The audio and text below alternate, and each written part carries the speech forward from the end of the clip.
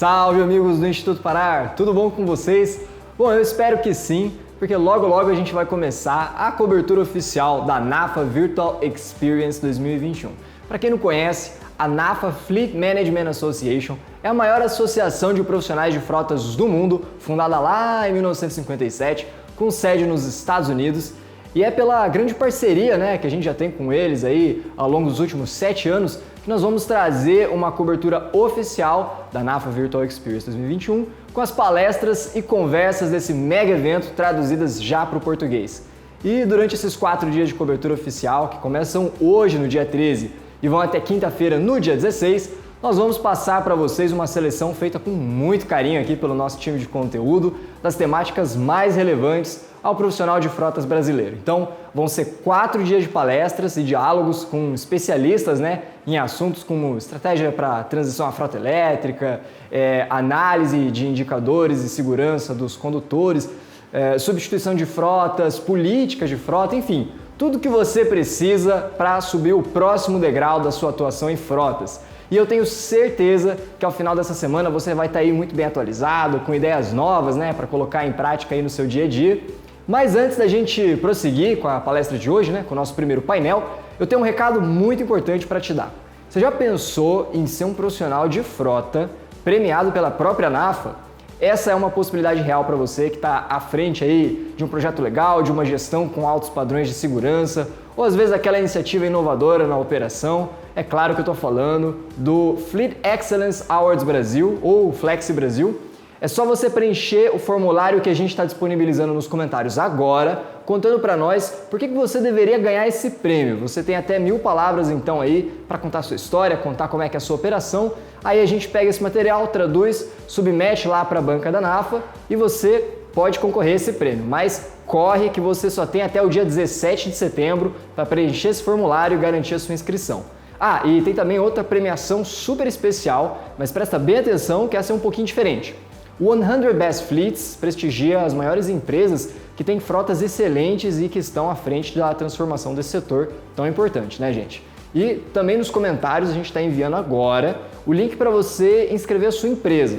O prazo para inscrição também é até dia 17 de setembro, então vai lá que ainda dá tempo.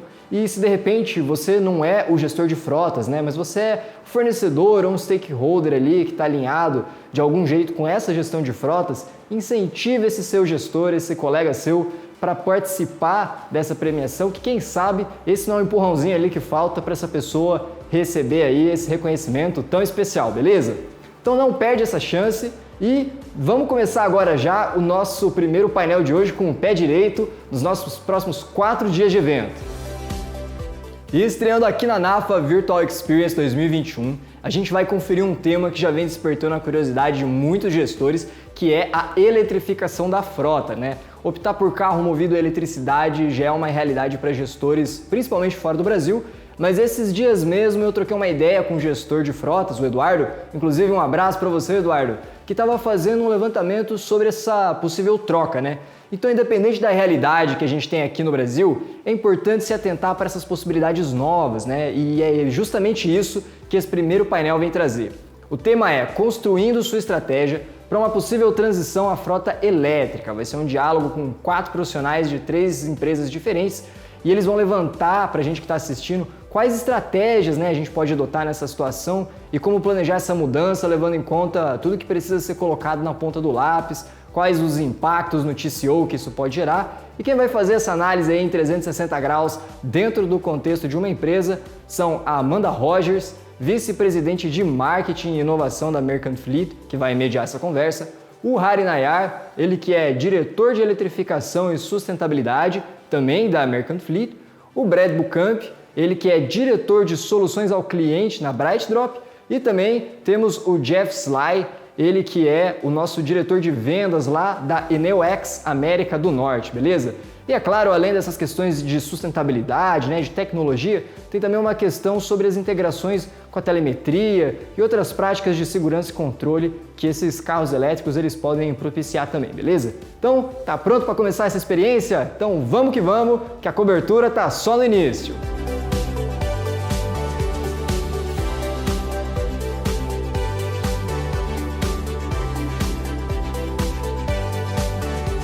Welcome everyone to NAFA's 2021 I&E virtual experience and our session, Building Your EV Transition Strategy. I'm Amanda Rogers and I'm the Vice President of Marketing and Innovation at Merchants Fleet, and I will be serving as your moderator for this session and its companion Q&A. All right, so with all of that, I'm going to introduce our panelists. Really looking forward to having a conversation with these gentlemen today. So first, Brad Beauchamp, Client Solutions Director at BrightDrop. Hi, Brad. How are you? Hello, doing fine. Glad to be here today. I am the Director of Client Solutions for BrightDrop, a new brand that started here this year, concentrating on an electric ecosystem, including the EV600 all-electric 600 cubic foot plus cargo van. So we're covering the US and Canada with that product, as well as other electric connected products like the EP1, and I'm glad to be here on the panel today. Great, thanks, Brad. Next, we have Hari Nair, Director of Electrification and Sustainability here at Merchants Fleet. Hi, Hari, how are you? Hello, everybody. Hello, Amanda. Glad to be here. So I'm Hari Nair, Director of Electric Vehicles and Sustainability at Merchants. My mandate really at Merchants is to do anything and everything that is possible to accelerate the adoption of EVs into the market space. So I'm collaborating with a lot of my colleagues at Merchants to build the products and services that are required so that when the EV600s come out, when the next generation of chargers come out, we're always ready and we're available, and quite candidly, we'll be number one in line to put those into the market. So happy to be here and really excited and looking forward to this discussion. Great, thanks, Hari. And finally, we have Jeff Fly, Director of Enterprise Sales at NLX. Hi, Jeff, welcome. Hi, Amanda. Thank you for having me. I, too, am excited about this panel and conversation. I lead the enterprise sales organization within our e-mobility group. NLX, for those who aren't familiar with us, is part of a very large global power company, Enel. Enel does about $75 billion a year, or at least did last year, in revenue. We operate in about 31 different countries. And we provide power-related solutions covering from the tactical, something as maybe simple as providing EV chargers, to holistically of looking at entire energy solutions for large portfolios or large assets, covering everything from solar, storage, demand response, and many other capabilities. On the fleet side and the electrification side, Enel has our own fleet, so we've gone through our own electrification process, and we support folks at the private side, depot, across the whole spectrum of fleet electrification. I look forward to sharing our experience here, and thanks for having me. Yeah, of course. I'm really looking forward to this discussion and having such a broad spectrum of representation across the entire EV ecosystem with the three of you here, from the charging to the vehicle side of things, and then integrating it all together for fleet customers. So let's kick off this session by talking about why companies are starting their EV transition now. You're seeing it in the news, people are talking about it. This year, a lot of OEMs have announced significant EV and sustainability commitments, but some fleets may have a longer EV adoption cycle than others. From your perspective, why do you think it's important for fleets to be looking ahead and to start planning now for how EVs may fit into their fleet? So Brad, why don't we start with you on this one? Yeah, what we're seeing is, increasing sustainability mandates, and not just coming from government entities, but also within inside of organizations, right? Certain organizations we're serving for the electric vehicles, the first and last mile in the services community. A lot of these organizations have an internal mandate, right? It might be by 2025 or 2030, even 2040 or 2050, but they're starting to look that way to be able to reduce their carbon footprint in their fleet. And that, along with certain areas where governments have stepped in, especially heavy urban, they're working on additional adoption of mandates that drive EVs into the marketplace. So really those two factors, internal goals for the organization to get their sustainability goals and fleets part of that, and then increase government mandates in areas where it just makes sense to run EVs to reduce the carbon footprint and emissions. Great, thanks, Brad. Hari, what's your perspective? No, I echo what Brad just said. We're seeing a lot of sustainability mandates come about not just from the government sector, but independent private organizations adopting ESG metrics and reporting against it. And they quickly realized that fleet is one of the lowest hanging fruits. However, even though it is the lowest hanging fruit and the one that can make a very significant, very quick reduction in terms of emissions, et cetera, there's a lot of planning that is required. We're seeing a situation in the marketplace where even though people want to switch and adopt into an EV, they run into obstacles like there is no one-to-one parity for the same type of vehicles. It takes a significant amount of time if you want to do any infrastructure project at scale. The demand for EVs as we project is fast outpacing what the supply is. I mean, there are a lot of OEMs coming into the play announcing vehicles, but they're still not ready for mass production yet. So a combination of all of these results in a situation where if you have aspirations to go to EVs in the next, say, 1 year to 2 year or 5 year window, the time to start planning is now so that you can hit those milestones. And Jeff, what would you add to that? Well, I think the idea of why start now, we're seeing strongly connect to what's happening in the rebate and the incentive side of the industry. This isn't just a California thing. There's rebate and incentive programs in New York, in Massachusetts, New Jersey, Michigan, and there's not an unlimited pool of funds. So with Hari's point of demand spiking so quickly, you're either paying now or paying later. So why not pay for half of it instead of the full cost of it by chasing these rebate programs? And so we're strongly encouraging those who are interested in getting going is to do that sort of, we call it heat map or evaluation across different assets or a broader portfolio to see where those rebates and incentives are in play and could be a trigger point to at least get started and take advantage of that funding while it's here. Yeah, and I think just to summarize what you're all saying is it's happening. Over the next timelines may change according to who you ask, but EVs are happening and they're on the horizon, and then it's just a matter of what's the right time for you. And there could be some good reason for starting now, really starting either to plan or to start to integrate and pilot. So let's talk about that. Let's talk a little bit about starting with the use case. So in the fleet world, it's really about finding the right vehicle for the job, which is why a company's use case is certainly a driving factor in EV decision making. However, I think it's safe to say it's not as simple as an ICE to EV swap. So Brad, maybe you can expand on this a little bit. How do fleet managers best analyze their use case while also accounting for how EVs are different when they're making this decision?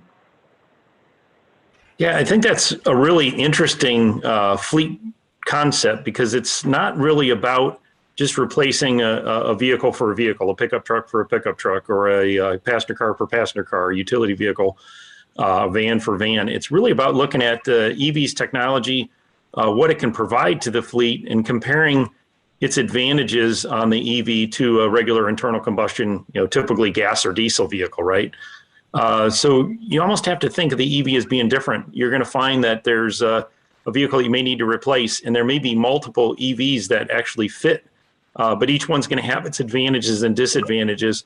So it's really working with partners like Merchants Fleet, who has a team there that can help you with that, along with the OEMs that have these vehicles out to work through spec by spec. Okay, what am I actually doing with this vehicle? And if I'm considering an EV, what options EV-wise do I have? If you start there without just thinking of it as a replace one for one, it really helps you take advantage of the EV technology. The other one's really not getting caught in the mindset of replacing a vehicle capacity-wise or utilization-wise with the same vehicle. A lot of times the vehicle may have been serviced, 5, 6, 7 years, and the actual use case has changed, right? So maybe you need a smaller vehicle, maybe a little bit larger vehicle, maybe the equipment that vehicle carries has gotten lighter, maybe it's gotten more complex.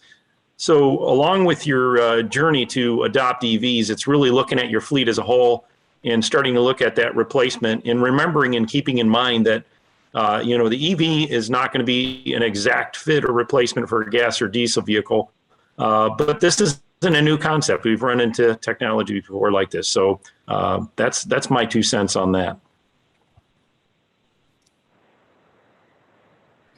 Yeah. Hari, what do you think? Yeah, Brad raises a very interesting, I wouldn't call it a problem, but an interesting concept here. I mean, the natural mindset in the fleet world is to replace an existing vehicle with a similar or better model. But when you are pivoting across, multiple powertrains, going from gas or diesel to a completely new powertrain, electric, you're unlikely to find that one-to-one parity. What this exasperates is the need for upfront planning, right? And also very clearly understanding what your utilization and end use cases. And that is paramount to choosing the right vehicle, which ultimately is equally important in choosing the right infrastructure, right? So it kind of cascades across the whole value chain, if you will. Trying to compare an existing gas electric vehicle and trying to find an identical electric vehicle may not happen for a period of time. So then what is the next logical step that one can take? If you are working with a fleet management company, if you're working with an entity who's handling your fleet, the best bet is to start working with them to understand what is the closest parity that you can draw.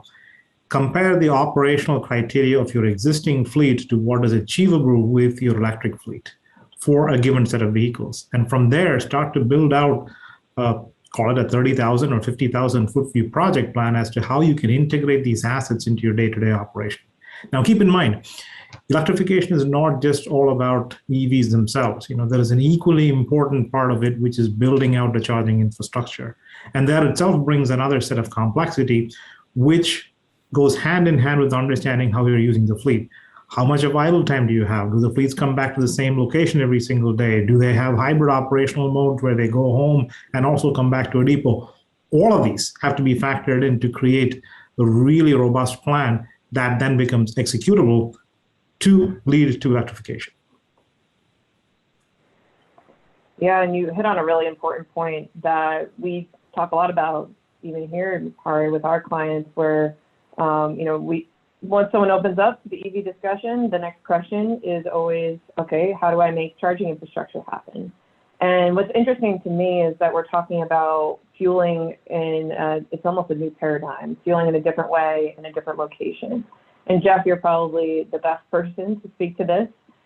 Would you be willing to just discuss a bit about the different charging models that are available and how use case can impact charging infrastructure decisions, and any light you can shed on this for us?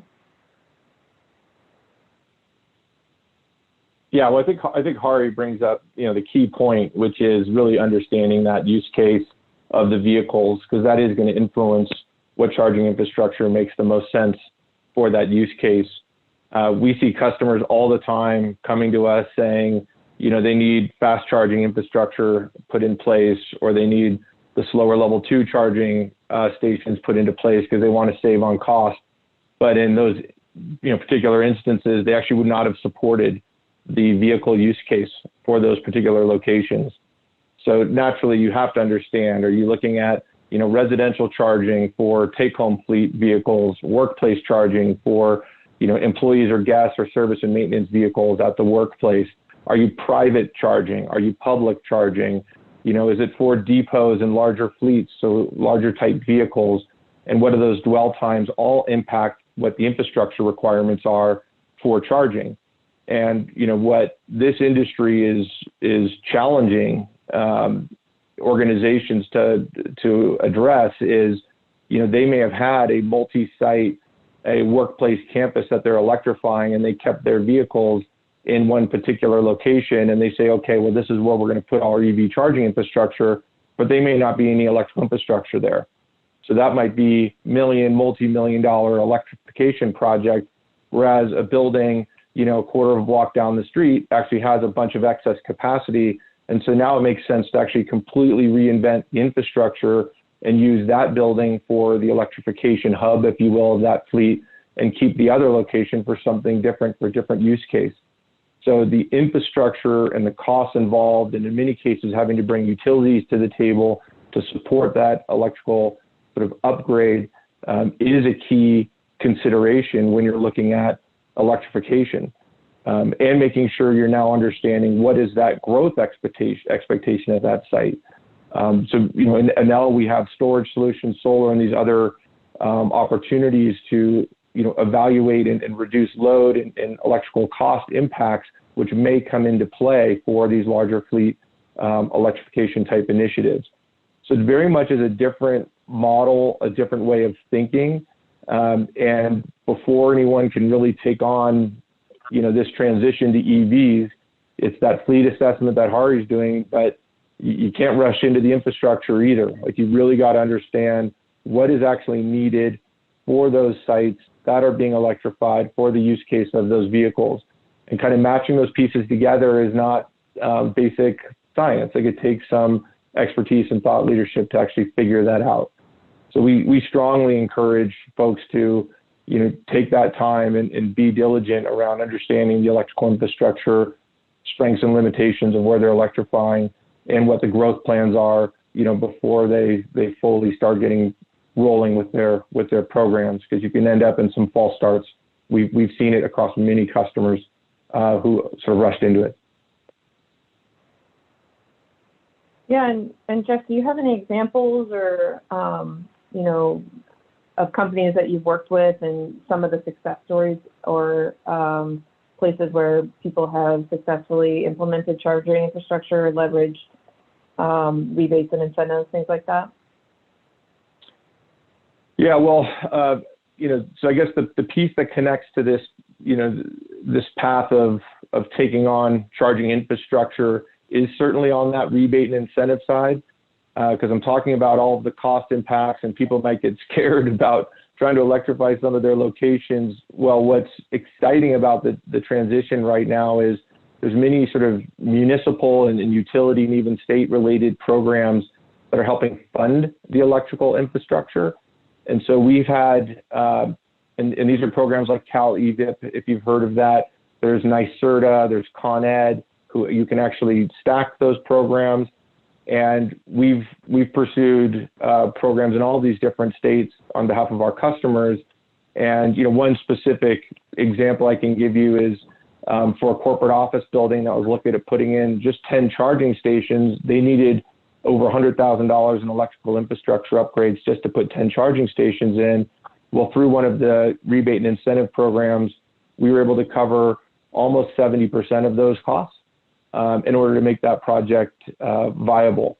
And so, when you're thinking about these, charging infrastructure challenges and approaching these different assets that a company might have, making sure you're not just evaluating those infrastructure upgrades in a vacuum, but also overlapping to where there could be funding available from these rebate and incentive programs can take a project that seems daunting and maybe not even viable, and all of a sudden flip it to a live project that you can take on.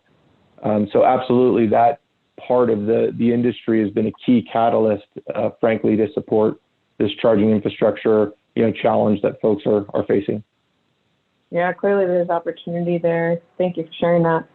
Brad, anything you'd add from the vehicle side of things? Yeah, I'll tag on to what Jeff was just talking about as it relates to infrastructure. Certainly you may have a site that you have in mind that works for you and lines up, but there may be a more optimal site, a short distance away. Maybe it's another depot or hub that you're actually working out of. So as you're planning, the easiest way to get started on infrastructure is to do that planning up front as to where you're going to actually look at placing these early EVs. And example, maybe you got 50 locations to choose from, and maybe pick the top 5 by actually looking at the availability and ease of adding infrastructure. And it may be permanent infrastructure, it might be something temporary to get you started. And then obviously, look at the number of vehicles. If you have a location that you've picked and you're running 100 vehicles at a location, maybe you do 12 to 20 at the beginning to actually get started, get infrastructure and start to work toward larger volumes.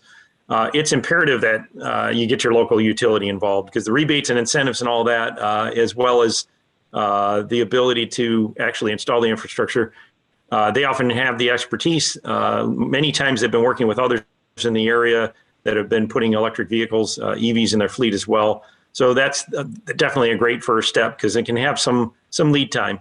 And again, I mentioned temporary solutions. Certainly don't be afraid to look at a site and add some vehicles because it just makes sense where the use case, as Hari had mentioned, doing use case, looking at drive cycle, duty cycle, and seeing if it's a fit. There may be some locations where infrastructure at the beginning is a challenge, but there are temporary solutions out there as well that can at least help you test out and then determine if you want to move further with additional infrastructure. So infrastructure is so important to the launch of the electric vehicle and the success.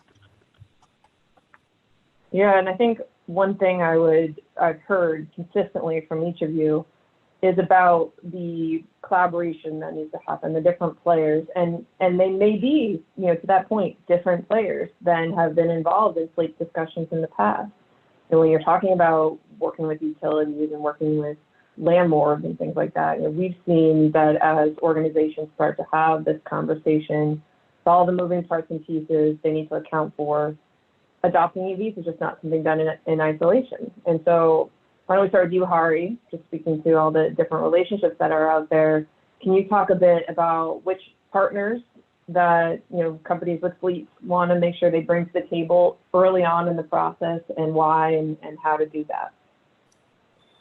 It's an interesting topic you bring up, Amanda, because collaboration is absolutely important in this space. Because when you look at one organization by itself, it is highly unlikely that they would have all the breadth of resources available to execute upon a very successful electrification plan, right?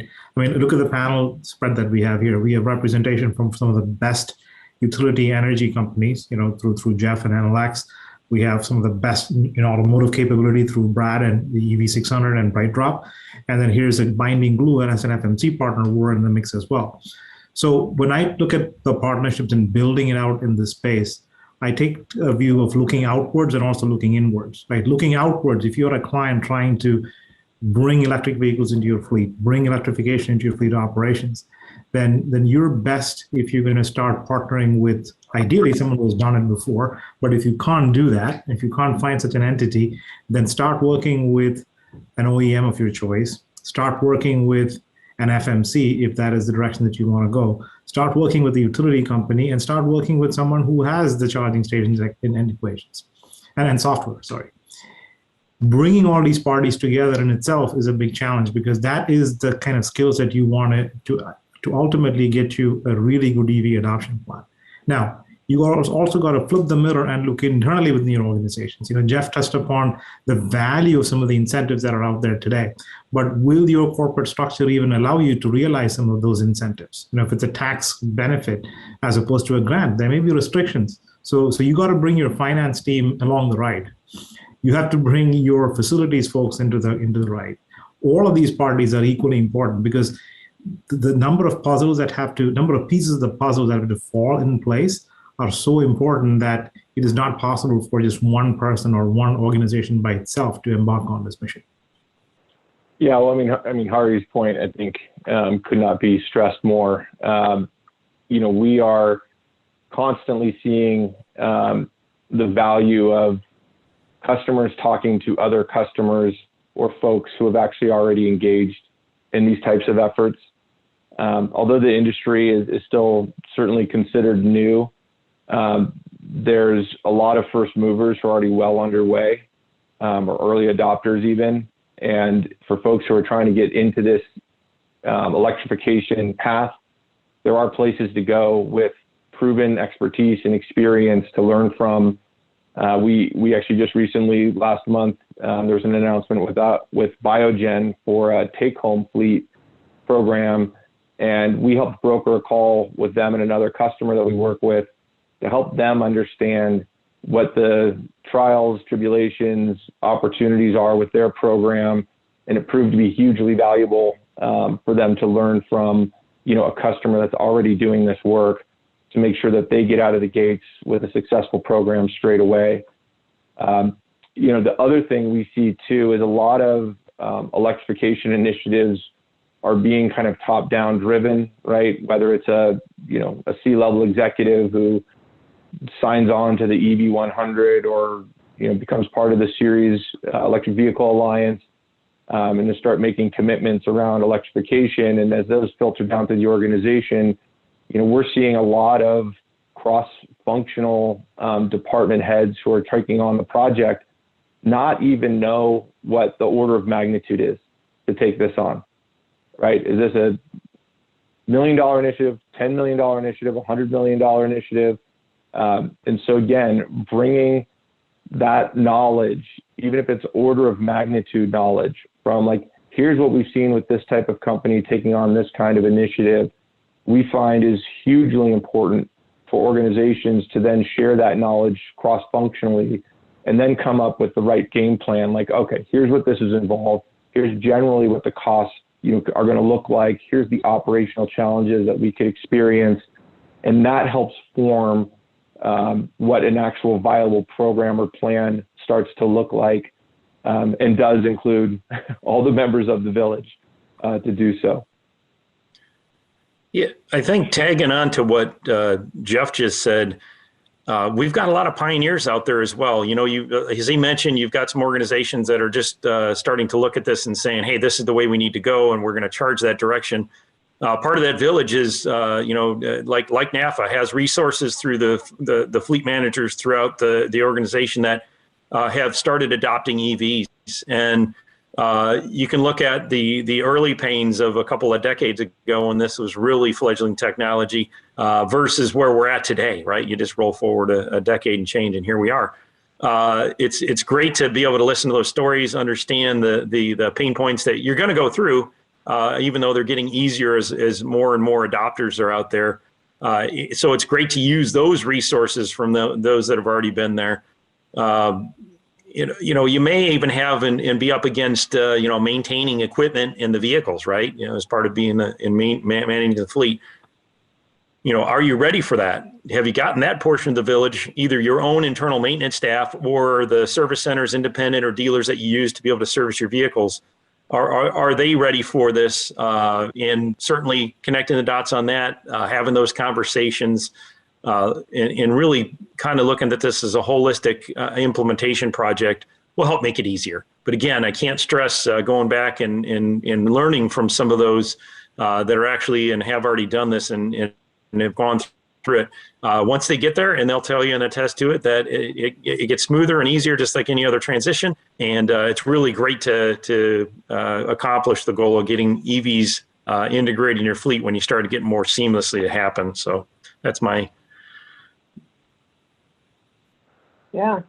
And Brad, we'll keep this with you. I'm going to switch gears a little bit here, though. And we talked a little bit about the players that need to be involved, the timeline, looking at the charging and use cases for the vehicles. But now let's look beyond that a little bit and talk about the integration. Integrating EVs into operations really requires fleet managers to take a holistic look at their policies, services, and update accordingly. EVs are different. For example, newer EV models often come with other technological benefits and capabilities like connectivity. So let's start with some of the safety policy impacts that you're seeing now and predict for the near future. What are you seeing and what do you think is going to be out there? Yeah, this is a really fascinating portion of the migration to electric vehicles. It's allowing safety innovations and the use of telematics to add efficiency, but also in much more effectively control the vehicle, help the operator be in a safer situation. It's many of these vehicles, because you're not dealing system and actual transmission and engine that has to reduce and gain power, a fuel motor. Electric motors can easily be changed in the operation they're doing. So to have stability controls for the ability to even do things like self-parking, the propulsion system, the steering system, when you electrify, has dimensions that allow these safety systems to be real, eventually leading to the road to autonomous vehicles, making driving and transportation even safer. But EVs are key because it's so much easier and more seamless to integrate these safety features into the vehicle. And then telematics has been a key part of helping EV adopters get more familiar with where infrastructure is at, help them to understand route efficiencies, The vehicles themselves, we're all used to putting gas or diesel in a tank and know when the oil changes need to take place and what to do as a fleet driver or even a fleet manager. EVs don't have that, right? You don't have that maintenance cycle. You've got much reduced maintenance, so you got to figure out what to do there. And telematics help guide you on that.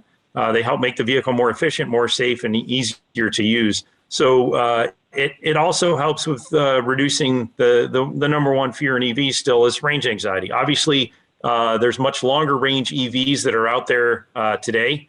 Literally in the last 5 years, the cost and the ability for these vehicles to go nearly the same amount of range as a gas or diesel vehicle before they need to be replenished.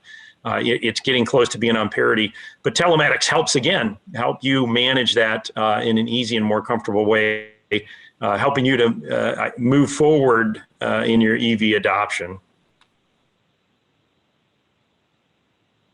Great points, Brad. Jeff, just speaking specifically to the fuel cards and driver charging reimbursement, anything you can shed some light on there?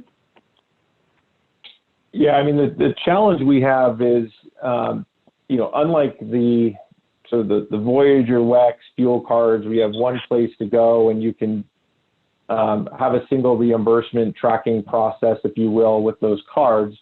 The charging out in the wild still does not have some universal integrated type approach or technology. We all hope we can get there. And so you're in programs that you're trying to get reimbursement out into these different use cases where you're actually charging at different stations out in the wild, you actually do need a reimbursement type system or process, almost something similar to what you do at the standard expense report, where if folks are charging at a EVgo charging station or a charge point station or Clipper Creek or ours or wherever it might be, without universal interoperability, there is still a need to have to go back and provide a method for that kind of reimbursement. So for fleets that are doing some charging in the wild, that proves certainly to be a challenge that is different than how kind of fleet management is handled today. If you take your other fleet use case where you're not at sort of a depot or a workplace, but you're actually sponsoring a corporate, or we call it take-home fleet type EV initiative, you now actually have the charging, if you will, of the vehicle or the fueling of the vehicle happening at somebody's home. And so now you have a need for a reimbursement program or approach where you're looking at what is the consumption at somebody's home and attaching a reimbursement plan to that type of consumption. And that can certainly raise, maybe some privacy concerns. And if that is indeed the case, then, you need to come up with maybe a flat monthly reimbursement fee, like somebody would do for a cell phone type program or corporate cell phone type program. So there's certainly some new things to be considering around reimbursement and how charging is managed and tracked when you get into EVs versus the traditional ICE vehicle model with fleets as it is today. Jeff, were you saying charging in the wild? Yeah, I guess I'm using some vernacular that's thrown around. I've never heard. Go ahead, say that again. Yeah, it's some vernacular we hear in this industry, right? Which is when your charging isn't at home and your charging isn't, at a depot or at a more private workplace. You're out now charging at stations that are essentially sort of out of your control. It's less frequent with most of the use cases around fleet today. Most of the fleet use cases today are still those that are being charged at a private depot or being charged at somebody's private home or being charged at a workplace or that type of setup. But certainly longer haul journeys and trips wouldn't apply. They need to be able to charge somewhere along the journey. And certainly for EV drivers who are on a more personal trip that might be going, hundreds and hundreds of miles in one direction, will need the ability to charge at these different charging stations en route. Yeah. That's a great way to put it. Things are really getting crazy over here now that we're talking about charging in the wild. All right, so switching gears here. Thanks for that. Let's talk about how to start. And one of our recommendations is generally to start small, pilot, and think about how to scale up and learn along the way. So we'll keep this with you, Jeff. Why don't we start with you? For fleets that are taking this start small approach, how do they get started? And how do they approach a piloting mindset? Yeah, and I think I'll probably separate into two kind of ways of thinking. One being more the vehicles that go to employees' homes, corporate vehicles, take-home vehicles, or perk vehicles, and then those that are more sort of workplace or depot type related use case. And we're seeing this in practice, all the time. And what we're seeing is typically very big, ambitious RFPs or RFIs come across our desk where dozens and dozens of locations are identified and they all want to electrify. And when the rubber hits the road, it's one or two locations where they want to start. And we support that. And typically where we recommend folks, start is naturally if they have to have EVs or have a real market and business case for EVs, that's a predominant driver. But if that's less critical, then it is actually chasing where are there locations that are, I like to call it sort of the easy button, meaning pretty EV ready. Have solid infrastructure or electrical infrastructure or the ability to add infrastructure without too much of a lift. Have very good use cases for where there's good supplies of the right EV vehicles. So, kind of last mile or shorter routes are still more common in terms of the EVs that are around than the larger, class trucks and longer haul type vehicles. And ideally, if those overlap, where rebate and incentive programs are in play. If you get that, you sort of have the perfect storm of great opportunities to get started, get the experience of what it takes to electrify, and now you've got a success story from which to build your success story from which to have a foundation to build your program on top of. Somewhat similarly, but it's a little sort of less nuanced, is when you're looking at kind of corporate or take-home vehicles. You do want to target vehicles that are in single-family homes versus those that are in condos or high-rise buildings, because getting electrification is more challenging on those larger buildings, and you have landlords involved and higher installation costs and that sort of thing. So really honing in on what are the best drivers, what types of environments do they live in that make it easy to electrify, and if the fleet is 3,000 vehicles, start with 50, start with 100. Like get the program out the door, because there will be new operational learnings that are going to be unique to each business that may need to get tinkered with or tweaked a bit to be as effective and successful as possible. One program that the Genentech head of transportation talked about for their corporate fleet was they had a set of initial drivers that all of a sudden started posting feedback on how successful the program was, images and photos of their charger, how seamless the operational process was, and what they thought was going to be a kind of a slow roll of a program rollout all of a sudden had employees coming out of the woodwork wanting to participate in the program and get enrolled. And that kind of success, breeds success. So, to start small can go big quickly, but it is the right way, and we believe to get these programs off the ground.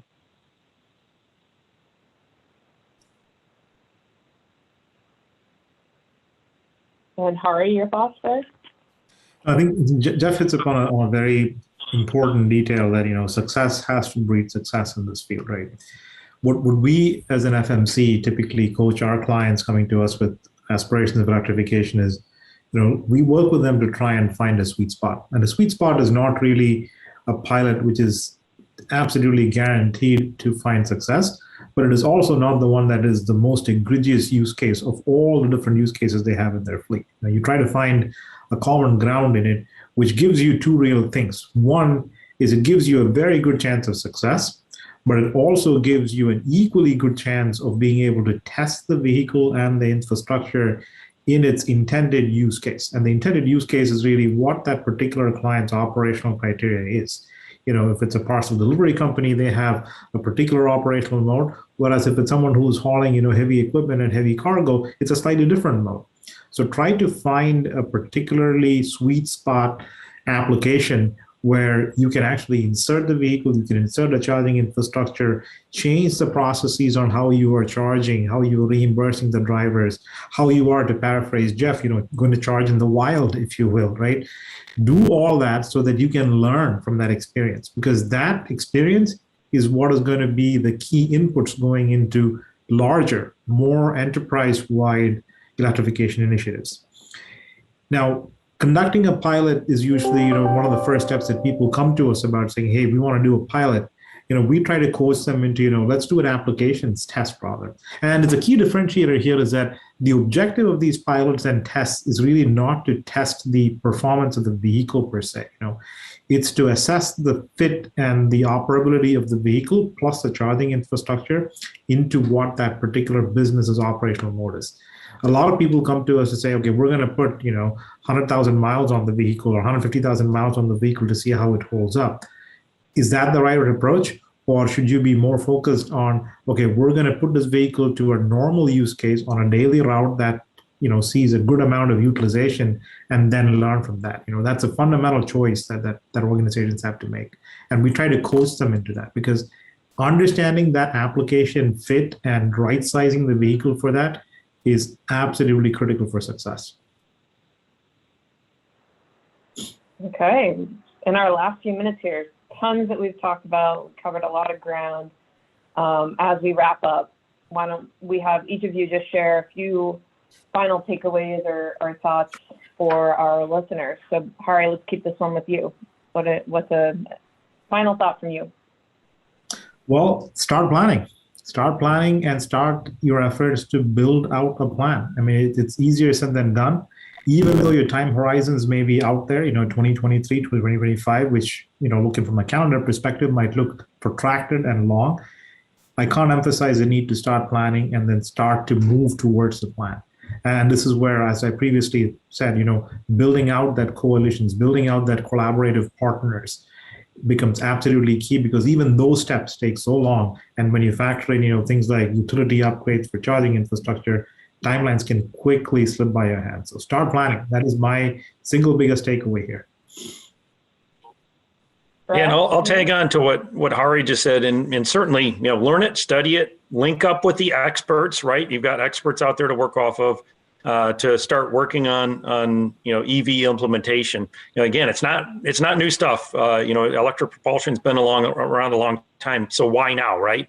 It's at a point now where electric propulsion provided by batteries and even fuel cells that are coming here as we roll through the decade are putting vehicles on cost per mile and total cost of operation on parity with gas or diesel. So even though incentives are out there to help get you started, these vehicles, as they're being put out there, are able to stand on their own economically, which is making it the right time to dig in and start putting electrics in there. And again, battery technology is allowing us to power vehicles, trains, and even aviation equipment, whereas 10 years ago that wasn't in the case. You couldn't make a cost justification.